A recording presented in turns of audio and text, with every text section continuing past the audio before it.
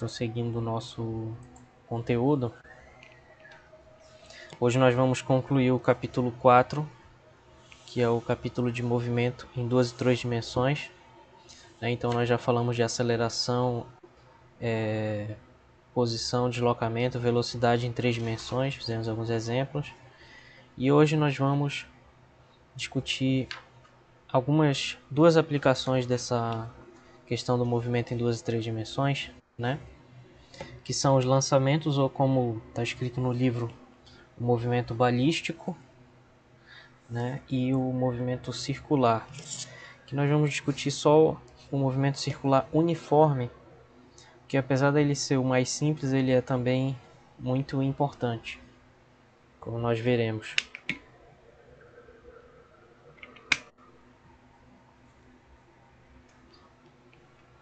Bom, então os lançamentos, eles são movimentos em que uma partícula ela é solta, né, sujeita exclusivamente à gravidade. Então isso é um lançamento ou um movimento balístico também chamado. Nessa figura tem 2 exemplos, nesse slide tem 2 exemplos. O exemplo da esquerda é uma bola de tênis quicando no chão, né? E aí a gente vê como isso é uma sequência de fotos reais, né? Uma sequência de fotos reais, dá para ver as trajetórias. Boa tarde, Gabriel. Tudo bem? Então, Boa tarde, professor. beleza. Então, continuando aqui, e o outro exemplo é esse exemplo da direita, em que tem 2 bolas, essa amarela e essa vermelha, que são soltas ao mesmo tempo, né? E no caso a vermelha seria uma queda livre, né? Porque ela está sujeita só à gravidade, mas a velocidade inicial dela é 0. Então ela estava parada e foi solta, né? Ela estava parada assim. Sim, vai ficar gravada a aula. E a bola amarela seria um lançamento horizontal, que a bola é lançada inicialmente de maneira horizontal e sujeita exclusivamente à gravidade. Já dá para ver nessa figura. Boa tarde, Patrick. Então já dá para ver nessa figura da direita uma coisa que eu vou falar depois, que é justamente o fato de que a gente pode decompor esse movimento em 2, o horizontal e o vertical, e eles são independentes, na verdade. Então, para todos esses lançamentos, a partícula está sujeita exclusivamente à gravidade, que é uma aceleração para baixo e constante. Esses são apenas 2 exemplos, né? Bom, então, as condições iniciais desse movimento são assim. Desculpa, esqueci de ligar aqui.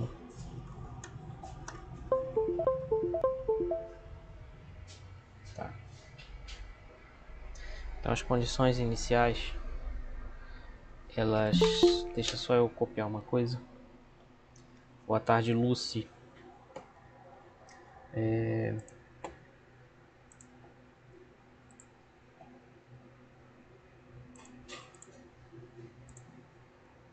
Deixa eu só copiar isso aqui, que acho que vai melhorar o desenho.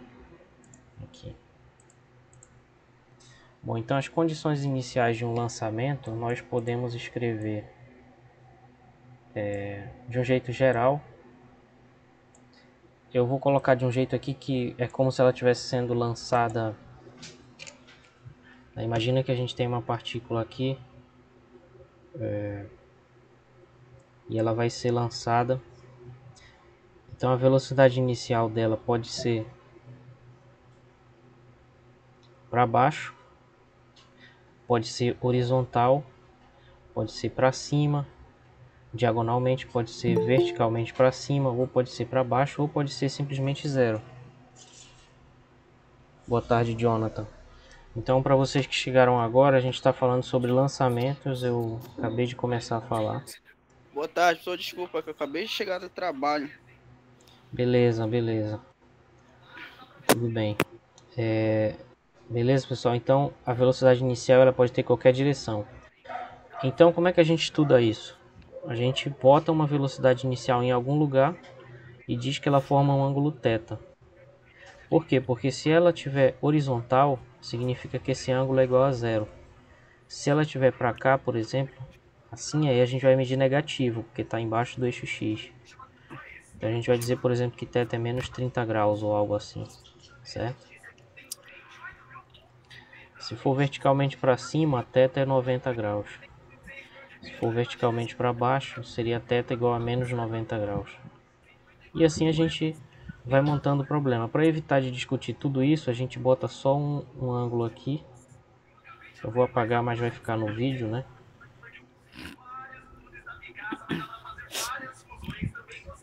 Você esqueceu o seu microfone, John. Bom, então, mas quando quiser falar, fica à vontade. Você e todo mundo. Então, a gente marca assim, a velocidade inicial vai ser um certo vetor que vai formar um ângulo θ aqui com o eixo x. Deixa eu só desenhar isso maior. Então vai ser um certo vetor que nós vamos chamar de V0, né, que vai formar um ângulo aqui, θ, com o eixo x. A gente sempre mede em relação ao eixo x. Isso é uma convenção para que a gente tenha um padrão que saiba sempre comparar com ele. Então esse vetor, nós vamos decompor esse vetor em componentes.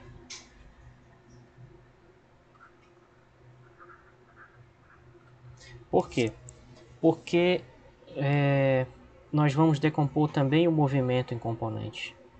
Então nós vamos dizer que esse vetor V0 ele tem uma componente x que nós vamos chamar de V0 x, né, vezes o i chapéu, mais uma componente V0 y vezes um j chapéu, tá? Então, o que nós vamos fazer é fazer o seguinte, ó, imagina que isso aqui fosse, por exemplo, um canhão, né? Se é um canhão, então a gente consegue medir esse ângulo com que ele vai lançar a bola, tá? Então é mais fácil escrever essa velocidade em função desse ângulo e em função da intensidade com que a bola sai, que no caso seria isso aqui, ó. V0 é o módulo de V0 seria a velocidade escalar da bola. A velocidade escalar inicial dessa partícula de massa m aí, tá? Então é uma partícula, ela tem uma certa massa e a massa não vai influenciar por enquanto, porque nós não estamos discutindo dinâmica ainda, né? Só a cinemática. Mas é isso, esse aqui é o vetor velocidade, V0 é o módulo dessa velocidade e as componentes vão ser V0x.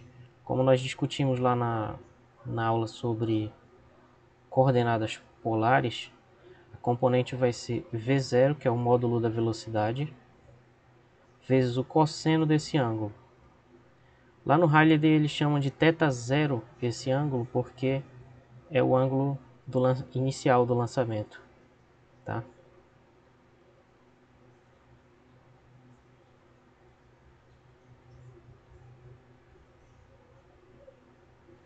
Inicial. Por quê? Porque depois a partícula ela não vai sair em linha reta, né? Como ela tem a gravidade, ela vai encurvar assim. E aí esse ângulo que a velocidade faz vai mudar, vai ser um outro θ. Não vai ser o mesmo do inicial, então θ0 é o ângulo inicial. A componente y da velocidade vai ser o módulo vezes o seno desse ângulo, tá? E aí é assim que a gente faz para decompor em componentes. Basicamente é isso. Outra coisa que vai acontecer nesse movimento é que sempre a gravidade vai estar atuando bem aqui. Então a gravidade vai ser esse vetor. É uma aceleração escalar que aponta sempre para baixo aqui. E que está atuando a todo instante, ininterruptamente. Aqui é a gravidade, que não precisava ter feito tudo isso. Aqui vai estar a gravidade, certo? Sempre para baixo, sempre na mesma direção, tá? Muito bem. Nós vamos orientar o eixo Y aqui para cima, diferente do que a gente fez no outro exercício aí. Então, fazendo isso, essa gravidade ela vai ser menos G vezes J chapéu, onde G é o módulo da aceleração da gravidade, que é aproximadamente 9,8 metros por segundo ao quadrado. Nós vamos utilizar esse valor aproximado.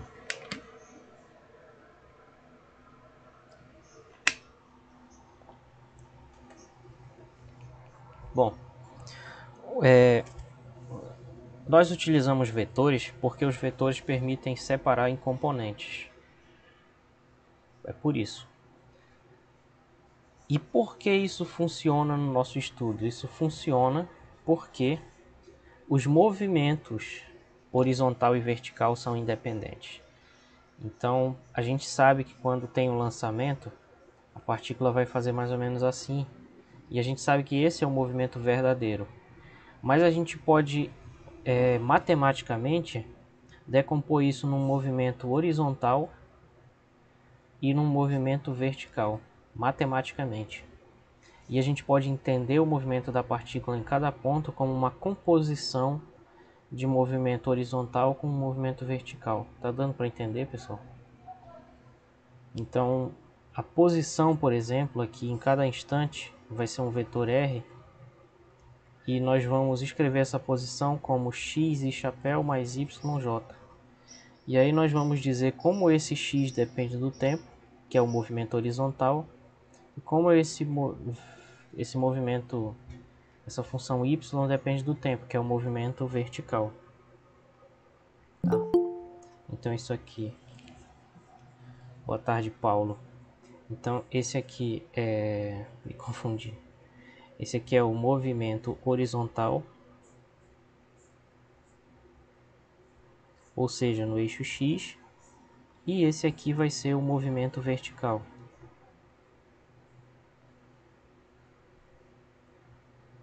Então, matematicamente, a gente pode decompor o movimento, que é essa posição R, variando no tempo, como sendo uma componente horizontal, que é o X, e uma componente vertical, que é o Y. E quem descobriu, na verdade, que esses movimentos eles vão ser independentes foi o Galileu Galilei, tá?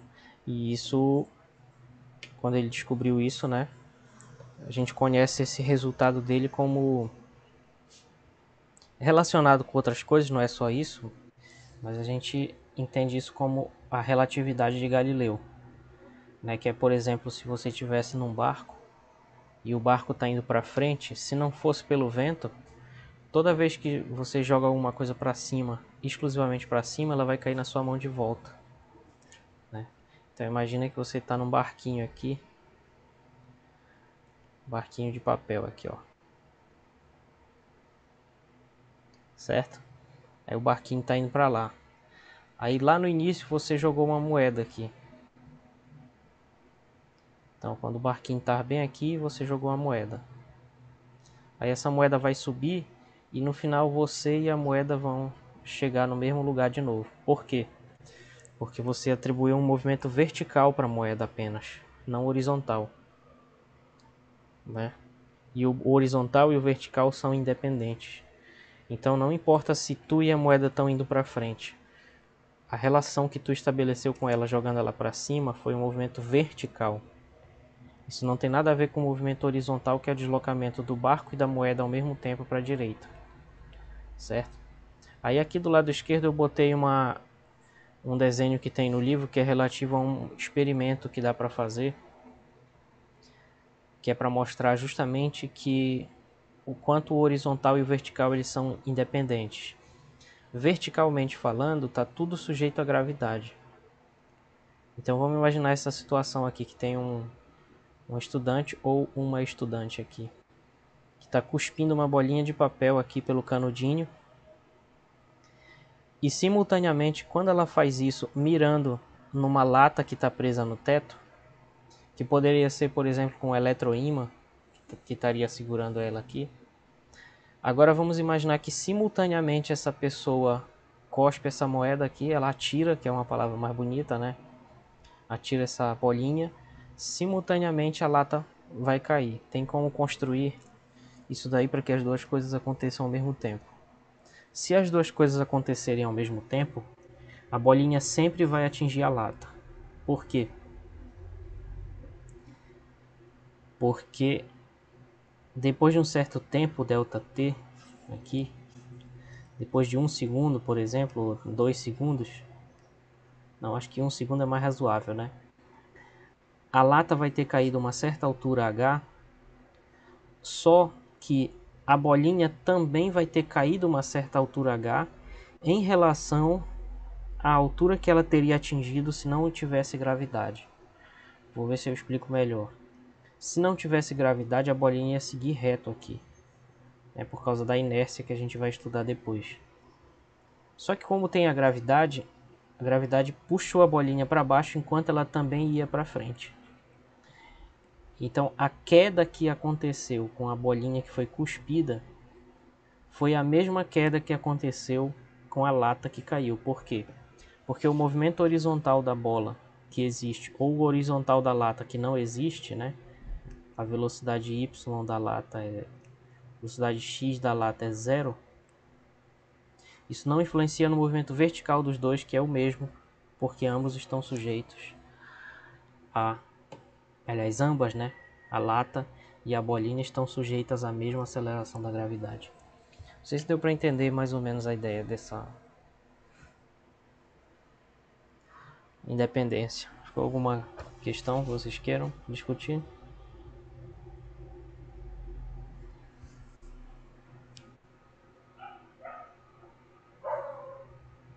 Pelo jeito não, né? Equações, vamos então ver as equações de movimento.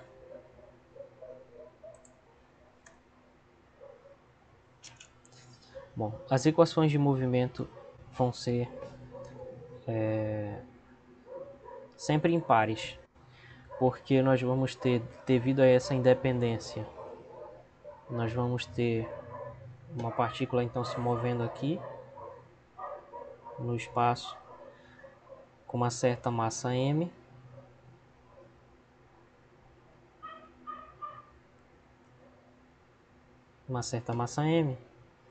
e ela vai estar sujeita à aceleração da gravidade, sempre para baixo, e ela vai ter uma velocidade aqui que nós vamos decompor numa componente x e numa componente y.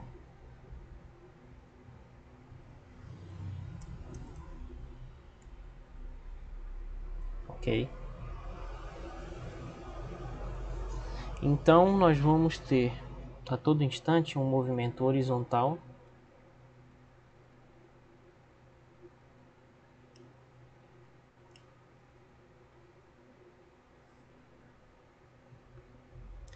que vai ser uma função x que depende do tempo, e essa função x ela vai ser sempre um movimento retilíneo uniforme. Por quê? Porque não existe aceleração horizontal. Então a componente x da aceleração é zero. Então se vai ser um movimento retilíneo uniforme, ele vai ser desse tipo. Vai ser uma posição que depende do tempo, vai ser igual à posição inicial, que se a gente colocasse o eixo bem aqui, por exemplo, os eixos, se bem aqui fossem os eixos x e y, né? Aliás, deixa só eu copiar aqui que vai ficar melhor.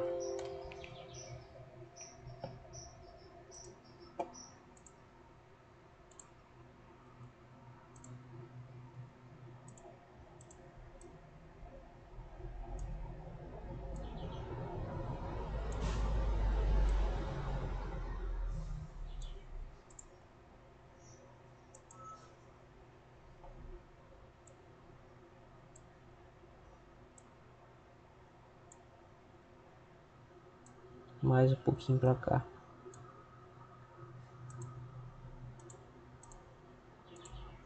Peraí, tô quase lá.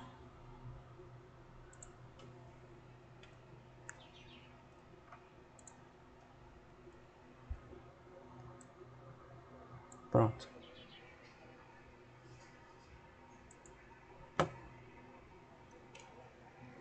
Então vamos imaginar agora, começando de novo, que bem aqui a gente tem o eixo X e aqui o eixo Y.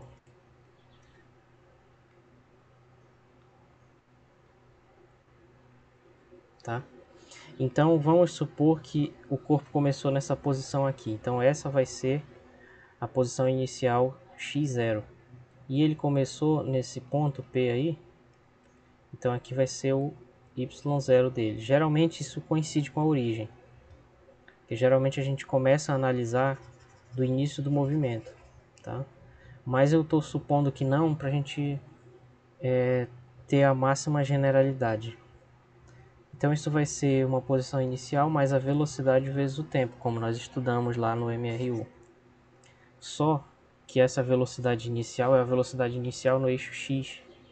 Então ela vai ser a componente inicial da velocidade, que é o V0x, que é V0 cosseno θ0, que é esse ângulo aqui, como nós vimos. Então na verdade isso é um V0x, ou seja, essa posição inicial é uma posição. A posição x vai ser uma posição inicial, mais V0 cosseno θ0 vezes o tempo. E o movimento vertical vai estar sujeito só à gravidade.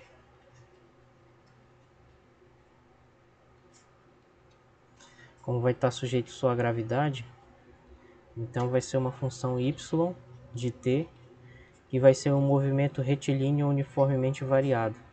Por quê? Porque a aceleração no eixo y é menos a gravidade. Porque a gravidade é sempre para baixo e nós estamos usando a convenção de que positivo é para cima. Tá? Então, do que a gente estudou de MRUV, essa posição em função do tempo é uma posição inicial mais a velocidade inicial vezes o tempo, mais a metade da aceleração nesse eixo vezes o tempo ao quadrado.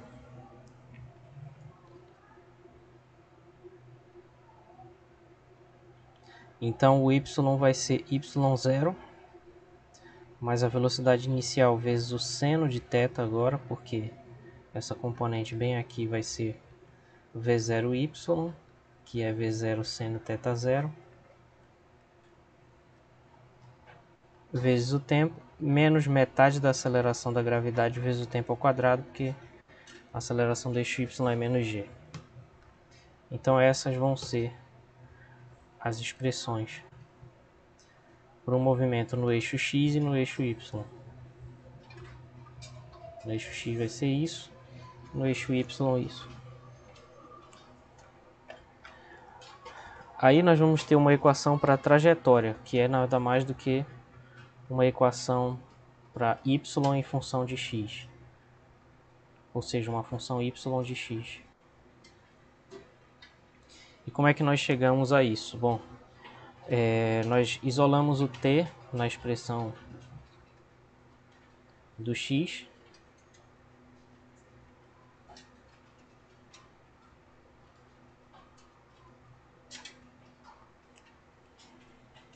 então fica x menos x0 igual a v0 cosseno θ0 vezes o tempo. A gente passa isso dividindo e isola o tempo.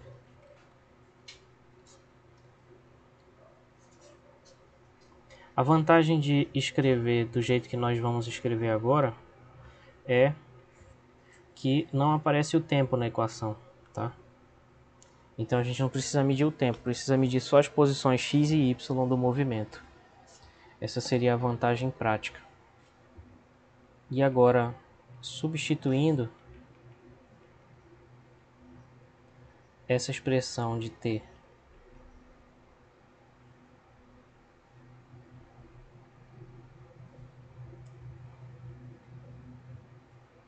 no y de t, nós vamos encontrar que y vai ser y0 mais v0 seno de θ0 vezes o tempo, que é esse aí, então é vezes isso aqui, menos meio g vezes esse tempo ao quadrado.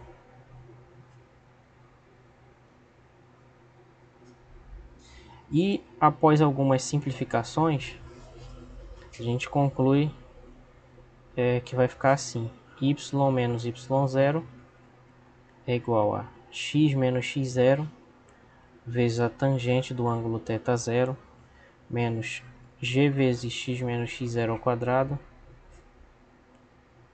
sobre 2 vezes 0 ao quadrado cosseno quadrado de θ0. Tá? Então essa daqui seria a equação da trajetória.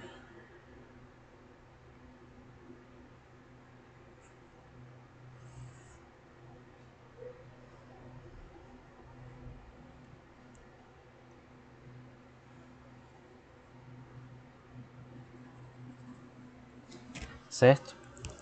Então a vantagem dessa expressão é que não aparece o tempo. É o y em função de x. Então essa equação, ela na verdade a trajetória é o próprio gráfico dessa função, então. Certo? Essa que é a diferença em relação ao que a gente estava vendo. De um ponto de vista matemático,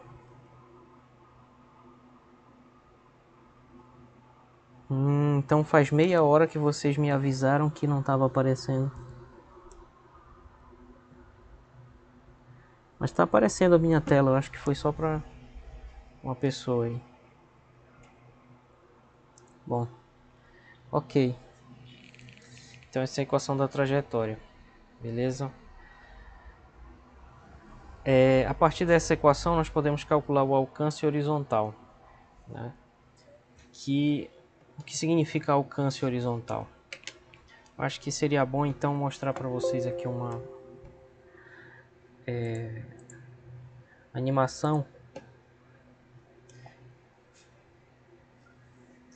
que eu tenho aqui sobre movimento de projéteis. É basicamente o seguinte, ó.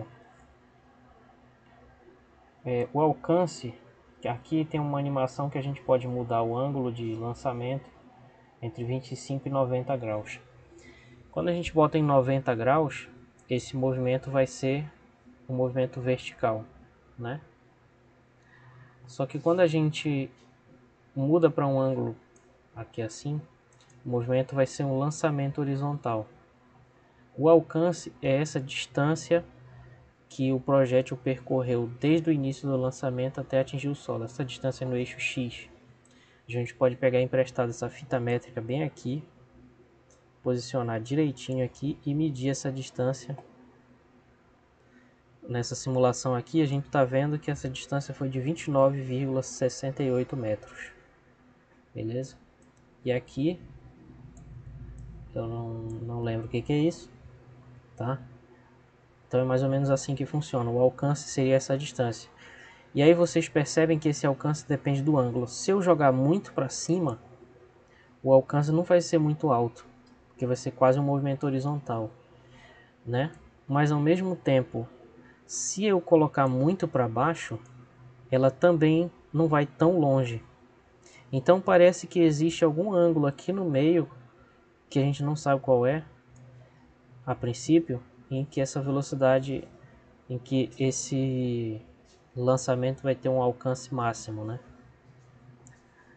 Então vamos discutir um pouco isso agora, né?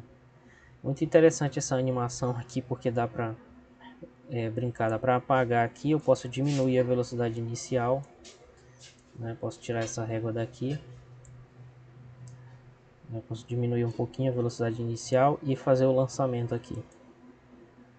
Então olha que interessante, a gente já percebe que se a velocidade inicial for pequena, o alcance vai ser pequeno.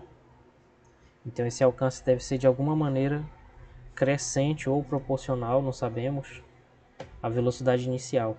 Se for uma velocidade inicial muito alta, vai sair fora da área aqui do desenho, a gente não vai conseguir ver, certo? Então é isso. Vamos então aqui fazer alguns cálculos para a gente entender o que é esse alcance. Então o alcance nós vamos chamar ele de R, para ficar igual ao livro. Caso vocês resolvam ler o livro, vai estar igual ao livro, né? Vamos chamar esse alcance de R. Então esse alcance seria essa distância mais ou menos aqui percorrida pela parábola.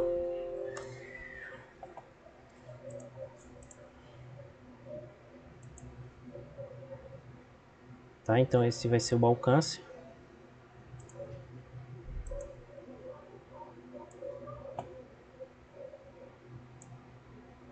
Deixa eu só aproveitar essa animação para botar aqui, que aí vai ficar melhor do que eu fazer um desenho bem ruim, né?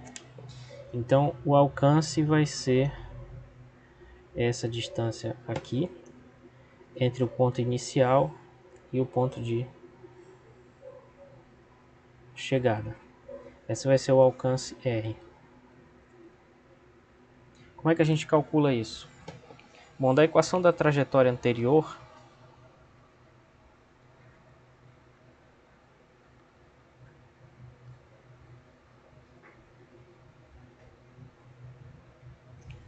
nessa equação aí aparece uma posição x menos a posição inicial. Então isso é o espaço percorrido no eixo x.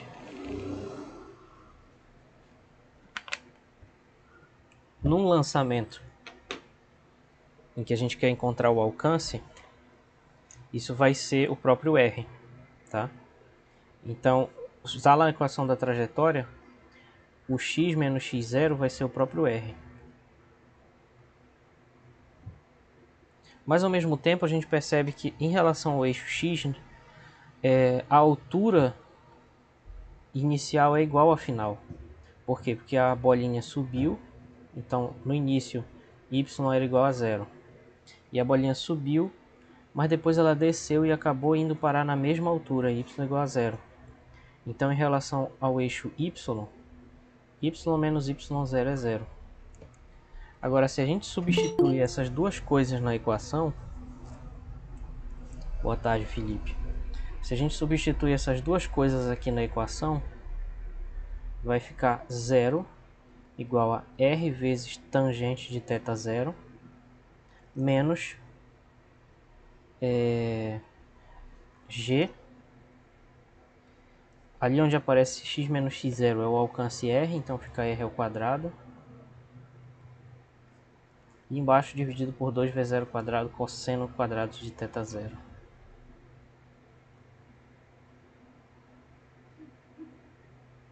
Certo? E aí vai cancelar esse r, porque ele está sobrando aqui com esse quadrado. E isolando aquele r lá, nós encontramos então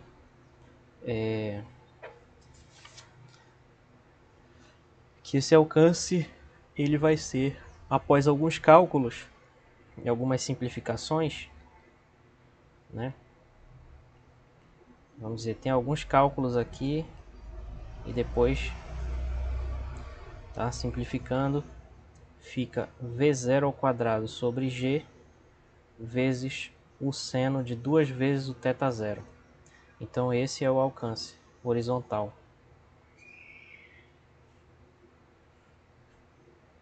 Beleza?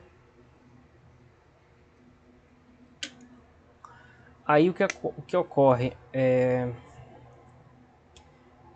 A gente percebe então que esse alcance depende da gravidade, da velocidade inicial e do ângulo de lançamento. Vamos supor então que a gente tem um canhão igual esse da imagem aí. Se o canhão ele não muda com o tempo, não tem como ele lançar uma bola mais rápida depois outra mais lenta.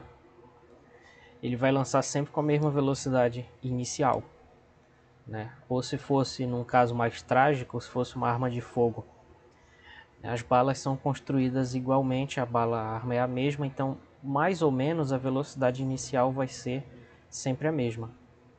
Então a única coisa que a pessoa que está atirando ou, né, projetando alguma coisa aí pode mudar é o ângulo inicial de lançamento, através dessa mira, desse ângulo. Então uma pergunta interessante seria: qual deve ser esse ângulo para que esse alcance seja o maior possível? Imaginem que vocês querem jogar isso daí o mais longe possível. O que vai maximizar e otimizar isso?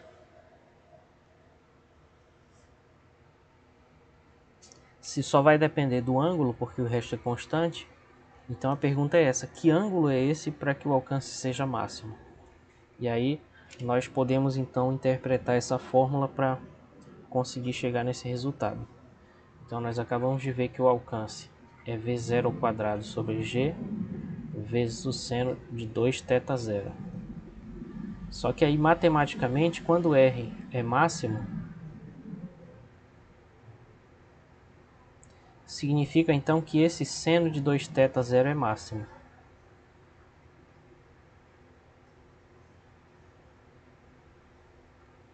Só que o seno é máximo quando o ângulo é 90 graus, tá? E o seno, digamos assim, o seno de um ângulo alfa é máximo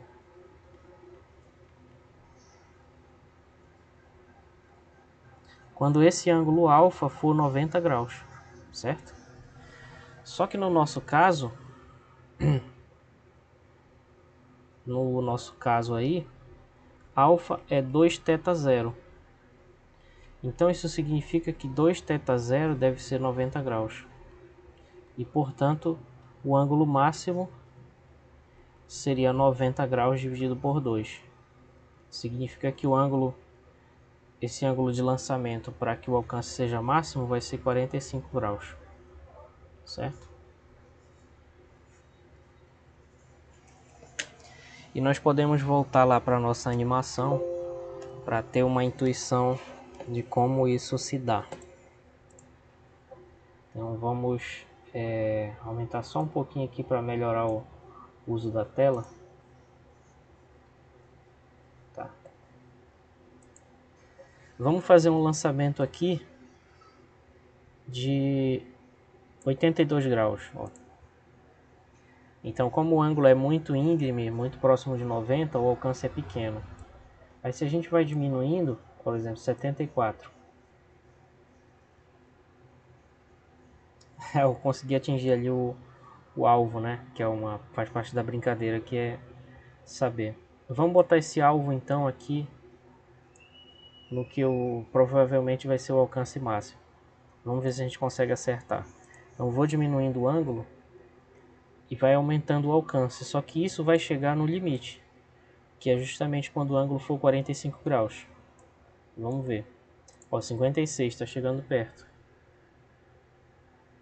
Se eu chegar agora em 48, bem perto do 45, ainda não foi o máximo. Agora se eu deixar exatamente em 45 graus, esse vai ser o alcance máximo.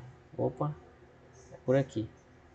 Então quase não dá para ver, mas o 45 está um pouquinho mais longe do que o anterior lá.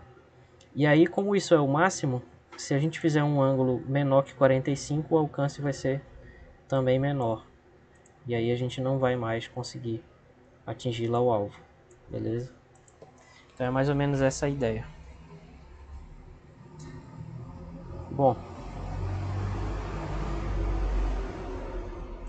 deu para entender mais ou menos aí, pessoal? Alguma questão em relação aos lançamentos, que era basicamente o que eu tinha para falar sobre os lançamentos. A gente vai só fazer um exercício agora.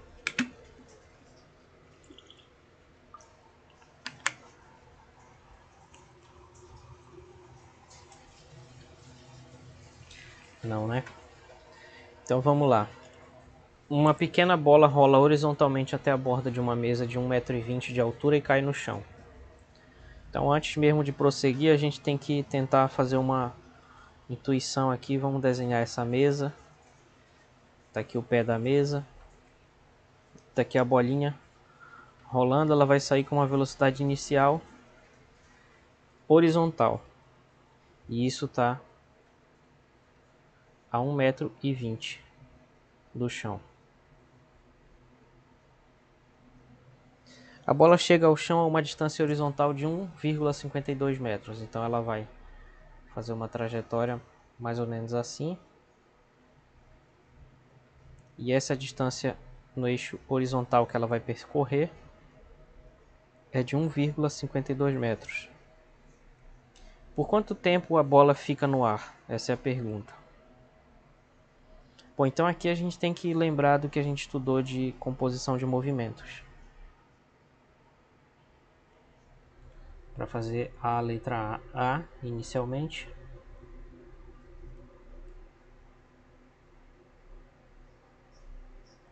Então, para fazer a letra A, nós temos que lembrar que a altura y é a altura inicial, mais a velocidade inicial do eixo y vezes o tempo, menos metade da gravidade vezes o tempo ao quadrado. Aí o que acontece? Como esse lançamento ele é horizontal, a velocidade no eixo y vai ser zero, porque é um lançamento horizontal.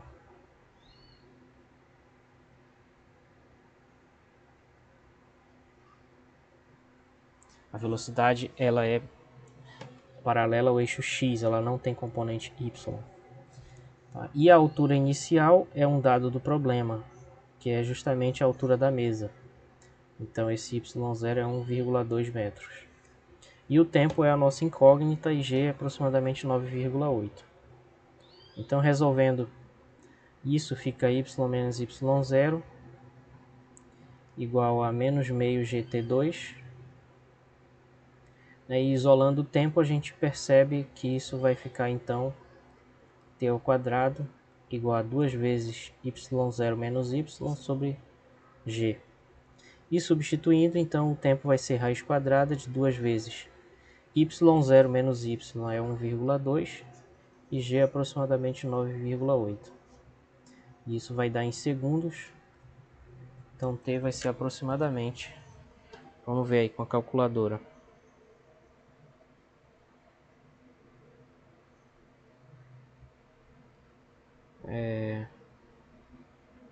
Raiz quadrada de 2 vezes 1,2 dividido por 9,8. Deu aproximadamente 0,49 segundos, aproximadamente meio segundo. Tá? Aproximadamente meio segundo. A letra B. Qual é a velocidade da bola no instante que ela chega à borda da mesa?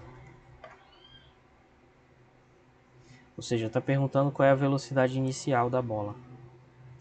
E a gente pode descobrir isso através do que a gente descobriu na letra A. Certo? Porque agora a gente tem que analisar o movimento horizontal.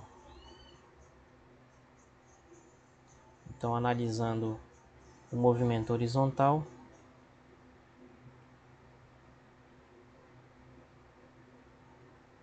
a posição x vai ser a posição inicial mais a componente x da velocidade inicial vezes o tempo.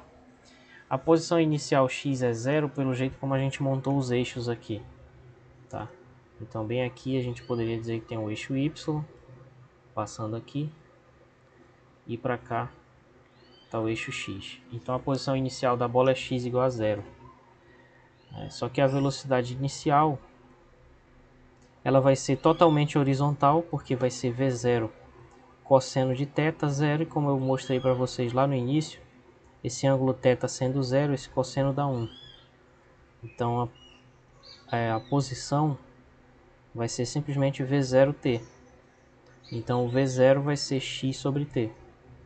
E esse x é um dado do problema, que é o alcance aqui embaixo, que é 1,52. E o tempo nós acabamos de descobrir, é 0,5 aproximadamente. Então isso dá aproximadamente metade, o dobro de 1,52, que dá então 3,04 metros por segundo, né?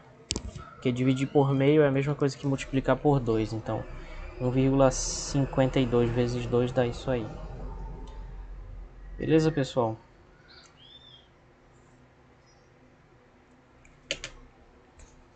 Então essa é a solução dessa questão.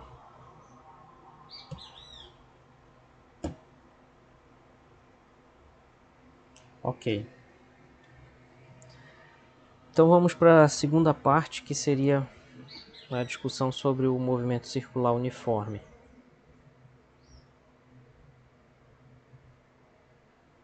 Então, o movimento circular uniforme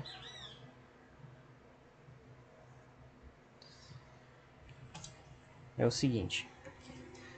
Primeiro, que o movimento circular é muito importante na natureza e muito presente, né? Coloquei alguns exemplos aqui de situações variadas. Então, aí embaixo, do lado direito, aí embaixo, tem um brinquedo, né? Um parque de diversões que se aproveita do estudo de rotações um pouco mais complicado do que o que nós vamos estudar aqui, porque se vocês prestarem atenção, esse brinquedo na verdade é um giroscópio, porque ele tem a possibilidade de girar com 3 eixos de rotação, um em relação ao outro, né? E isso daí é uma coisa bem interessante que lá na mecânica, digamos assim, mais avançada, né? É o que nós chamaríamos de ângulos de Euler. Então existem 3 ângulos de rotação possível, porque, resumindo, simplificando muito, seria possível uma combinação de uma rotação no eixo X com uma rotação no eixo Y e uma rotação no eixo Z, né? Seria uma combinação de rotações. E nós não vamos estudar isso tão complicado assim, eu botei só para ilustrar, porque eu achei interessante esse brinquedo, deve dar uma sensação muito esquisita andar nele, sofreu uma aceleração tão complicada, né? Aí em cima do lado direito é uma visão, entre aspas, artística, mas baseada em simulações reais, né? Feitas sobre o que deve acontecer num buraco negro que gira e que está absorvendo uma estrela, né? Então, buracos negros, que são objetos interessantes, muito intrigantes, né, do nosso universo, eles também possuem rotação. E a rotação deles influencia em muitas coisas e permite, por exemplo, a gente medir grandezas relacionadas ao buraco negro e estimar propriedades dele.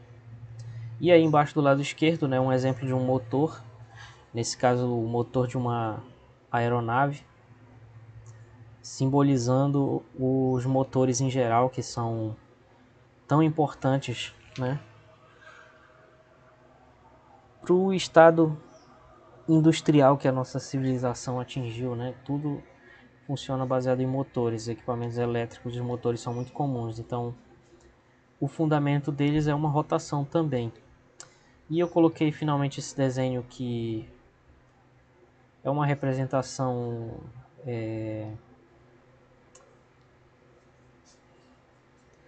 digamos assim, fantasiosa sobre o que seria o átomo, né? Que seriam bolinhas no centro com bolinhas orbitando. Embora a gente saiba que isso seja uma fantasia e que provavelmente seja impossível demonstrar se o elétron é ou não uma bolinha circulando o núcleo dos átomos, embora isso seja impossível, as propriedades de rotação escritas de uma outra forma, né, que é através da descrição quântica do momento angular. Vocês podem ignorar essa última frase que eu falei, mas só para falar o nome da coisa mesmo, né? No fundo, isso também é um estudo de rotações. Então, embora esse desenho esteja errado, o estudo das rotações ainda é, de fato, fundamental para entender os átomos. Tá? Então, embora num primeiro momento em que a gente pense sobre o movimento, a gente possa ter a impressão de que tudo é translação e que a rotação seria uma coisa perfeita demais para ser verdade, não é bem assim. Na verdade, a rotação ela é bastante comum e todos os elétrons de todos os átomos da natureza, eles estão rotacionando e a rotação deles é importante para entender isso. A rotação está presente em objetos do universo gigantescos, né, como buracos negros, estrelas também, até mesmo brinquedos, e também na tecnologia tem uma aplicação imensa que é, por exemplo, através do funcionamento de motores.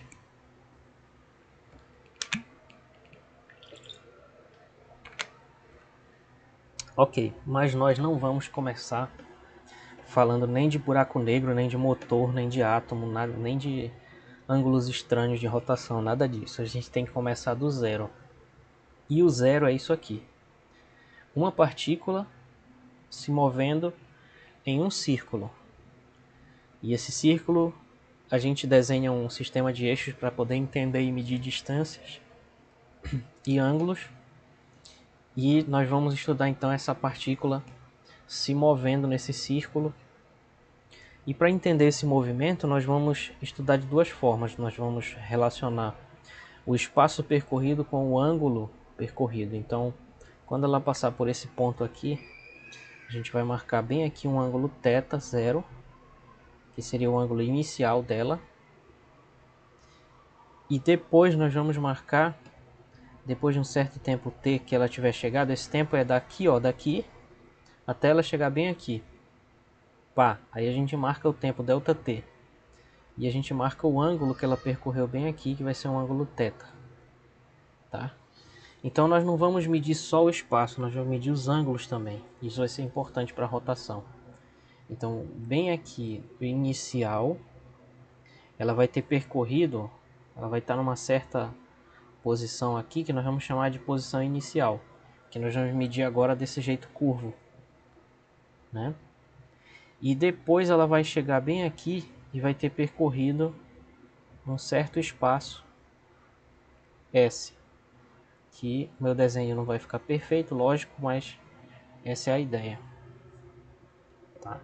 Então nós vamos ter grandezas escalares agora e grandezas angulares. Como é que a gente faz isso? Primeiro, tá. Então nós vamos ter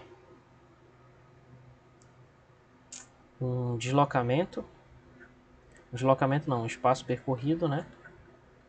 Que nós já estamos acostumados e acostumadas, né?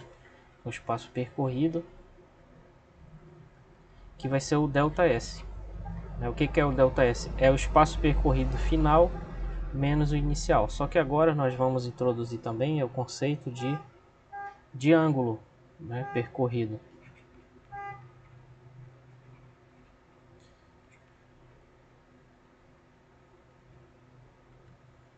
Que vai ser um Δθ agora. Delta de variação, θ de ângulo, que vai ser o ângulo final menos o ângulo inicial. Então a gente teria que ter um transferidor. Para medir aqui vai dar mais ou menos uns 30 graus. E aqui vai dar mais ou menos uns 120 graus, certo? Então, como exemplo, a gente poderia escolher esses valores. E antes da gente prosseguir, a gente precisa de um meio de comparar essas duas grandezas aqui. E para comparar essas duas grandezas, nós vamos utilizar essa relação aqui, que é na verdade a definição de ângulo em radianos. Não sei se vocês vão lembrar disso do ensino médio, mas o ângulo em radianos é definido dizendo que o comprimento do arco, que é esse S0, ele é dado pela medida do ângulo em radianos vezes o raio. Então, é o raio vezes a medida do ângulo em radianos. E por causa dessa definição, daqui para frente a gente vai precisar medir os ângulos em radianos, tá?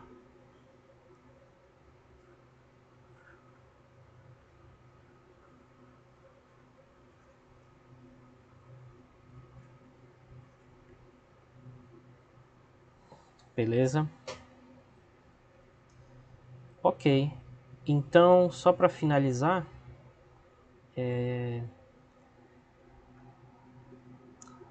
vamos agora pensar no seguinte. Aqui.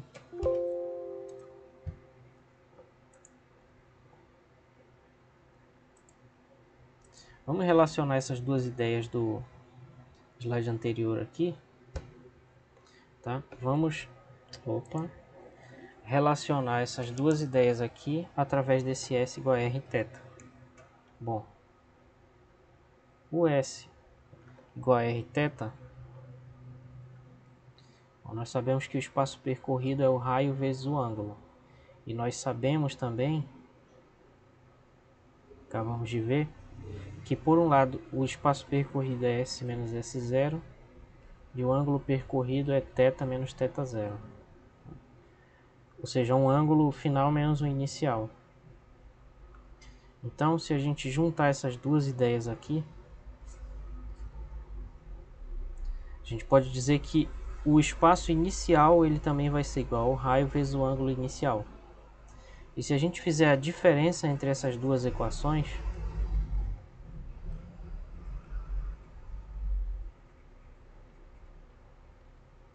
então o ΔS vai ser igual ao espaço final menos o inicial, que é igual ao raio vezes o ângulo final menos o raio vezes o ângulo inicial.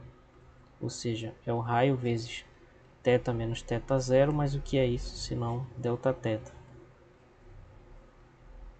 Tá? Então o espaço percorrido é igual ao raio vezes o ângulo percorrido, resumindo.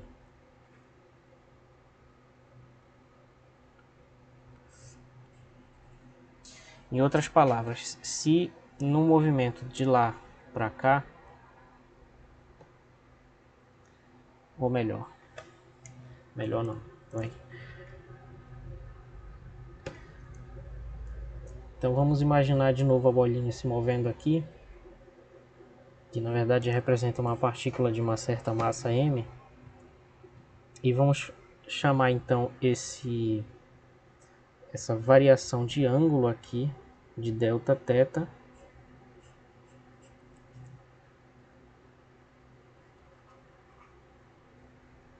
E esse espaço percorrido aqui sobre esse círculo vai ser o ΔS, tá?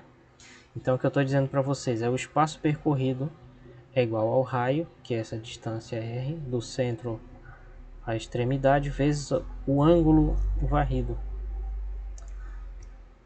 Agora, se a gente levar em consideração que isso é um movimento que acontece num certo tempo ΔT,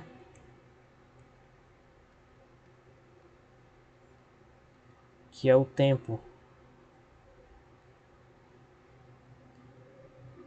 para ir de θ0 até o ângulo θ, então nós vamos ter uma velocidade escalar, né? Que nós já estudamos, a velocidade escalar média, que vai ser a variação de espaço pela variação de tempo.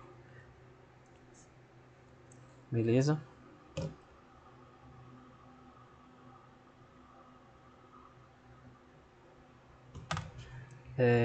Só que nós acabamos de ver que esse ΔS na verdade é o raio vezes o ângulo percorrido, dividido pelo tempo.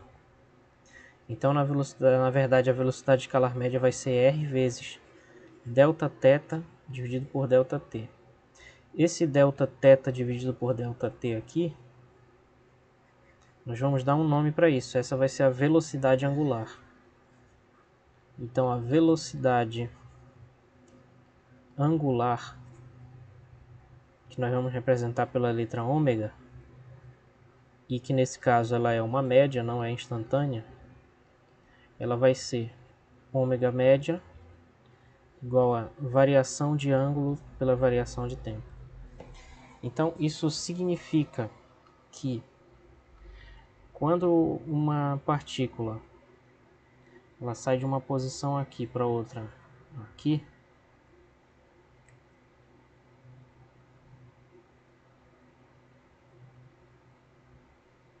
e ela percorre um ângulo Δθ, se ela fizer isso num tempo ΔT, ela vai ter uma velocidade angular ômega,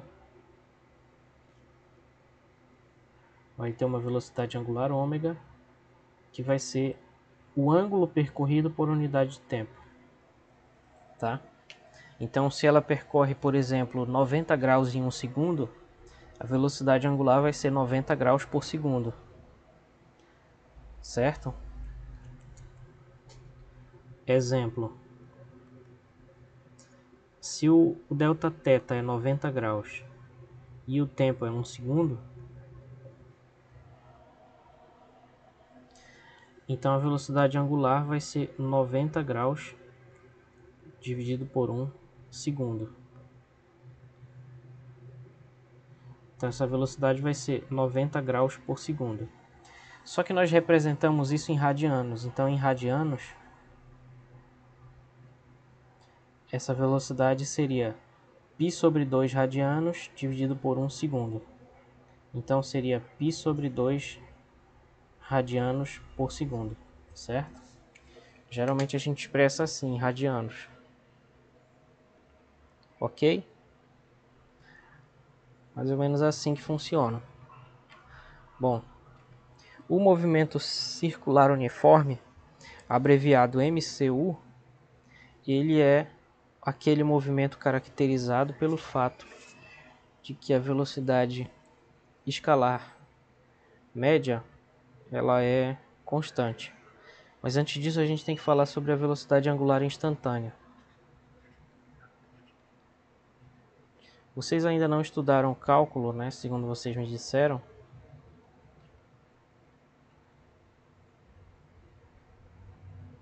Então a velocidade angular instantânea ela é o limite dessa variação angular pelo tempo, quando esse tempo tende a zero, que significa que ela é uma derivada da função ângulo em relação ao tempo.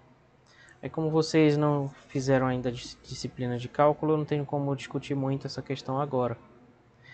Mas apenas para dizer, isso significa então que, assim como a velocidade média, ela vai ser r vezes a velocidade angular média, passando aqui pela derivada, a gente chega à conclusão que na verdade a velocidade linear ela vai ser o raio vezes a velocidade angular. E essa relação ela vale não apenas no movimento circular uniforme, tá? Mas no movimento circular uniforme, essa velocidade ômega é constante.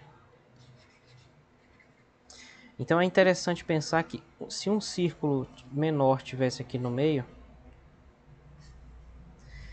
e aqui tivesse uma outra bolinha girando junto com aquela, se as duas tiverem a mesma velocidade angular aqui, as duas vão estar executando um MCU.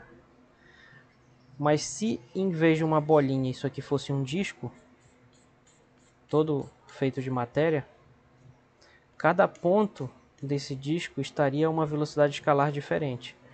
Porém, todos estariam a uma mesma velocidade angular. Isso é um conceito interessante da velocidade angular, que uma bolinha bem aqui fora vai ter uma velocidade maior v, assim grande. Que nós já estudamos que a velocidade ela é tangente à trajetória, né? Uma bolinha aqui, ela vai ter uma velocidade menor, vai estar girando mais lentamente.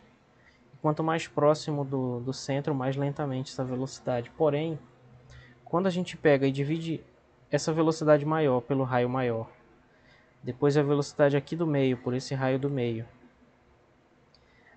depois a velocidade pequena pelo raio pequeno aqui, todos vão dar a mesma coisa, todos vão dar W, tá?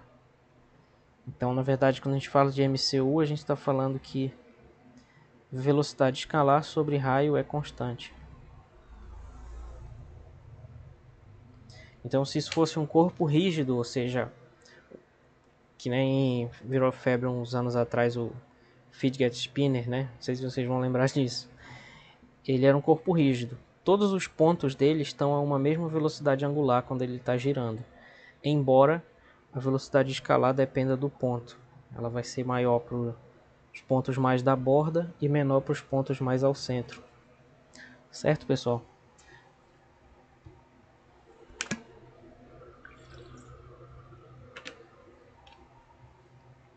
Muito bem.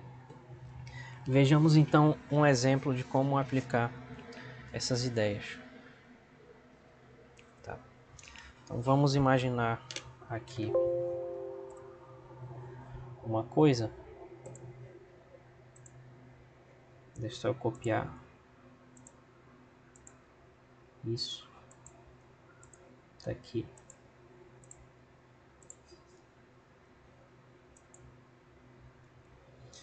Então vamos imaginar que tem uma posição inicial aqui da partícula.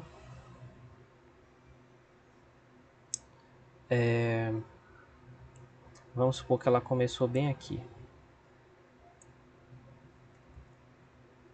e terminou aqui assim. Tá? Então vamos supor, opa, o desenho tá... Deixa eu só ajeitar isso aqui. Rapidola.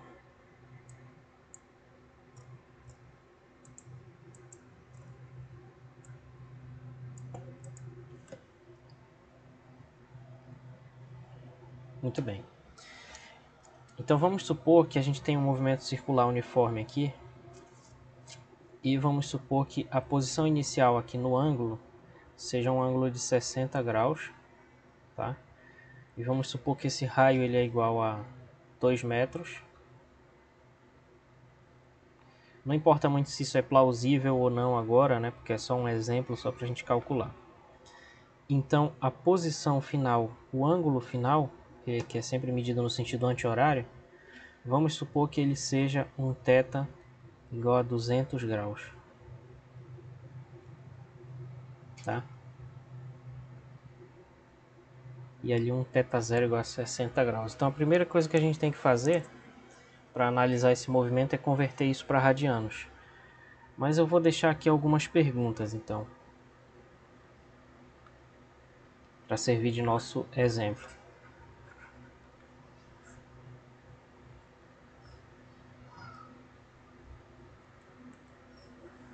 Deixa eu só fazer uma coisa aqui.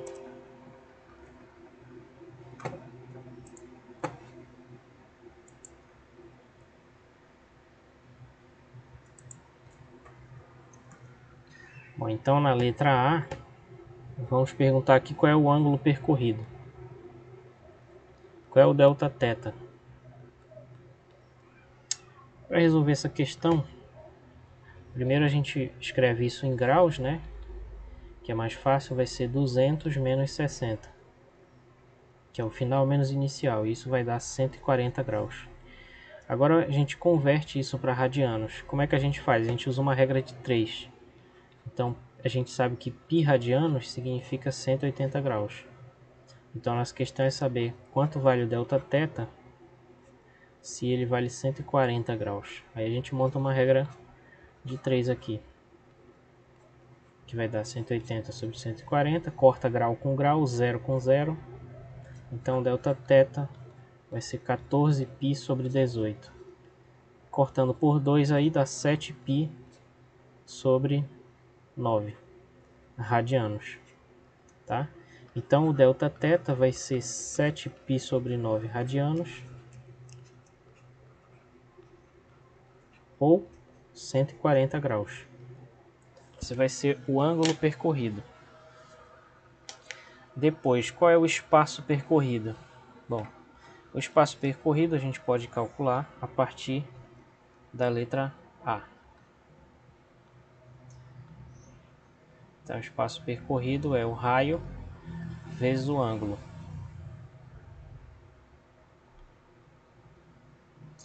Fazendo isso, então, o ΔS vai ser o raio, que é 2 metros, vezes o ângulo em radianos, que é 7π sobre 9.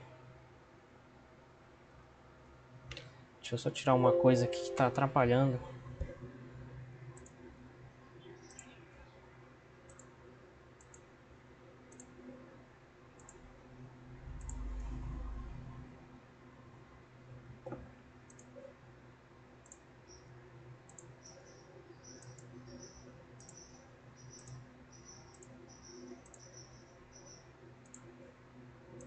Pronto.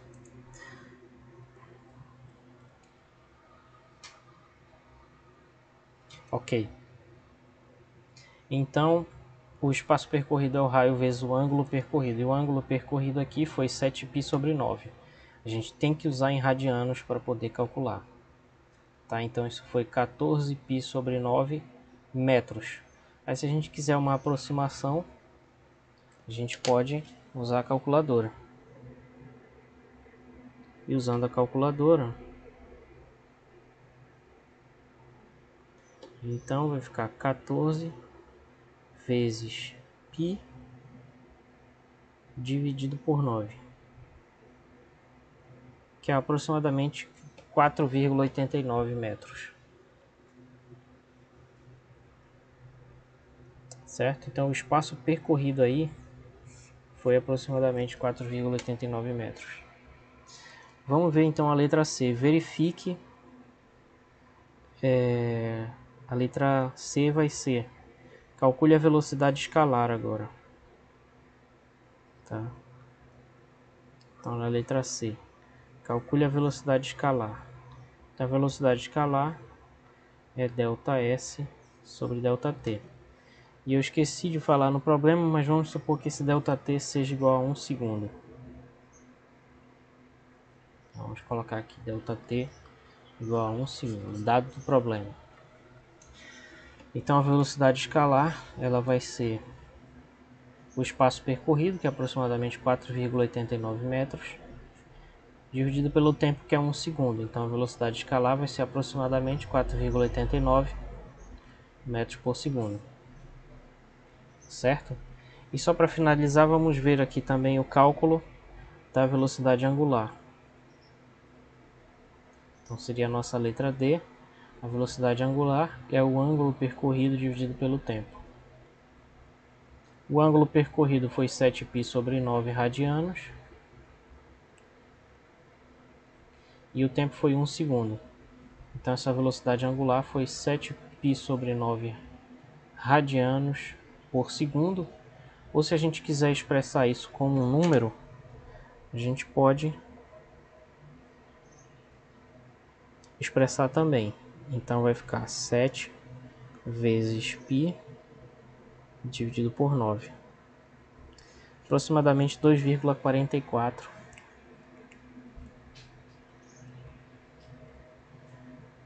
radianos por segundo. Certo? Então, essa é a velocidade angular. Muito bem. E aí fica para vocês calcularem aqui. Mas ó, é bem simples. Né? Verifique que V igual a ômega R. Ou seja, se a gente pegar esse valor de raio bem aqui, que é 2 metros, multiplicar pelo ômega vai dar esse 4,89 aí. Tá? Então pega essa velocidade, esse ômega e esse raio, e substitui lá no V igual a ômega R, e vocês vão ver que dá certo. Só para ilustrar. Muito bem. Um outro exemplo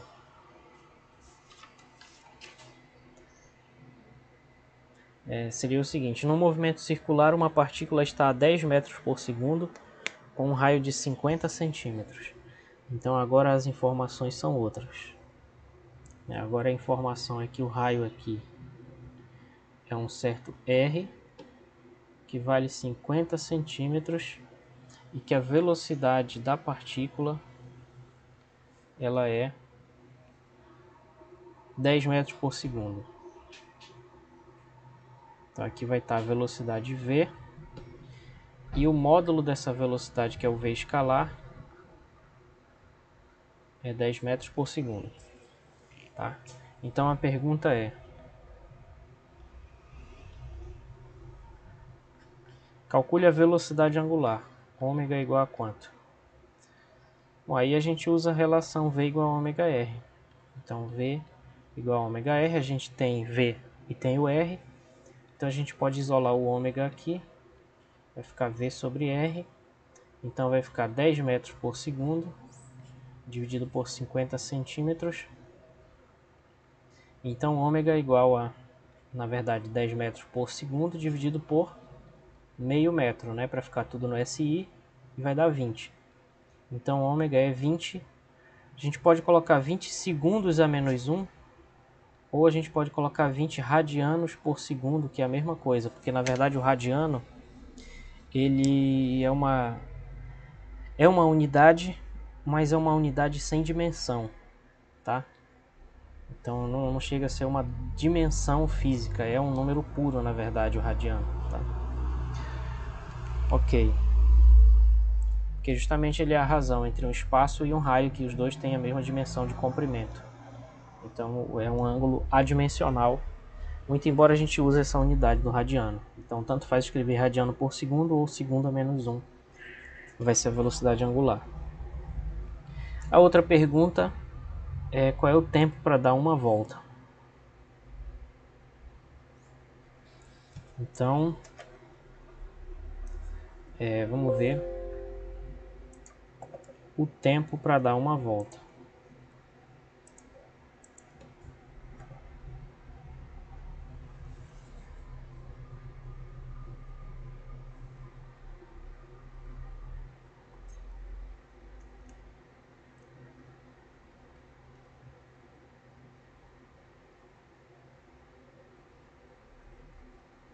Bom, é muito mais fácil fazer isso usando a velocidade angular. Por quê? Porque a velocidade angular ela vai ser ΔT sobre Δθ sobre ΔT, tá?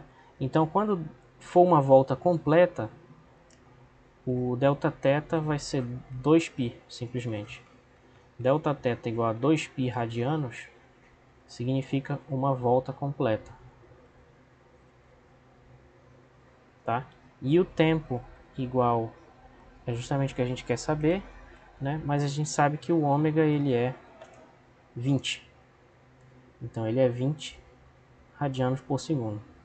Então com isso a gente pode isolar o tempo ali, né? Se ômega é Δθ sobre ΔT, então ΔT é Δθ sobre ômega, que significa que o ΔT vai ser 2π radianos, que é a volta completa, bem aqui, dividido por 20 radianos por segundo, tá? Isso medido em segundos, então vai dar π sobre 10 segundos. Se a gente quiser aproximar esse tempo, vamos ver, π dividido por 10, aproximadamente 0,3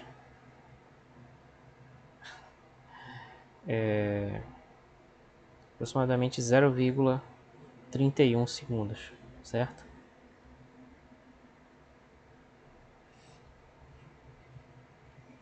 Ok, deixa eu só comentar rapidinho com vocês em um minuto que existe um conceito importante, que é o conceito de período, tá? Que eu tinha esquecido, eu estava tentando lembrar. O período, ele é o tempo necessário para dar uma volta, tá?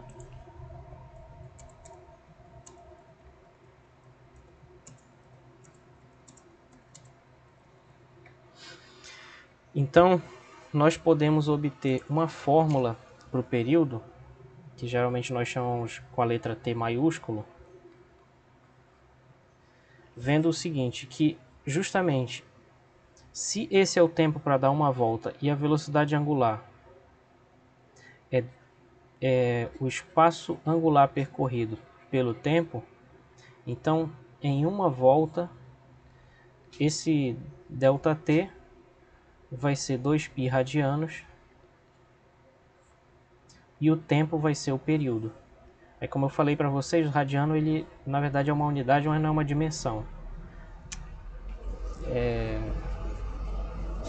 Exatamente. Então na verdade o período a gente pode isolar ele daqui, passando ele multiplicando e o ômega dividindo. Então o período na verdade é 2π dividido pela velocidade angular.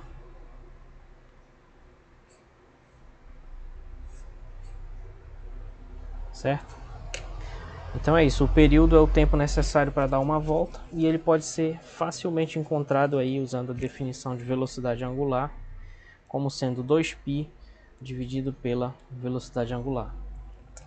E aí na próxima aula nós vamos iniciar o capítulo 5 do livro para falar sobre dinâmica e hoje seria basicamente isso.